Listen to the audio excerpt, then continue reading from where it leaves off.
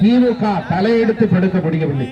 ஒட்டுமொத்தமாக தமிழ்நாட்டினுடைய வாக்காளர்கள், தமிழக மக்கள் அண்ணா திராவிட முன்னேற்ற கழகத்திற்கு வாக்களித்தார்கள். 89 திராவிட முன்னேற்ற கழகம் ஆட்சி அதிகாரத்துக்கு வந்தது என்று சொன்னால் அண்ணா திராவிட முன்னேற்ற கழகம் இரண்டாக பிரிந்திருந்தது. அப்படி ஜாடி ஜேடி இருந்த காலகட்டத்திலே ஆட்சி அதிகாரத்துக்கு வந்தது. 2 ஆண்டுகளில் டிஸ்மிஸ் செய்யப்பட்டு வீட்டுக்கு அனுப்பப்பட்ட திமுகவுக்கு 991 அறுதி பெரும்பான்மையோடு அசைக்க முடியாத அனைத்து இடங்களிலும் புரட்சி தலைவி அம்மாவுடைய தலைமையில ஆட்சி அதிகாரத்தை அமைத்தது அண்ணா திராவிட முன்னேற்ற கழகம். 96 கூட பல்வேறு குளறுபடிகளை செய்து போலியான வாக்காளர்களை உள்ளே புகுத்தி பொய்யான அவதூறுகளை அண்ணா திராவிட முன்னேற்ற கழகத்தின் ஆட்சியின் மீது பரப்பி தொடர்ந்து அவதூறு பிரச்சாரங்களின் மூலம்தான் திமுக ஆட்சிக்கு வந்தது.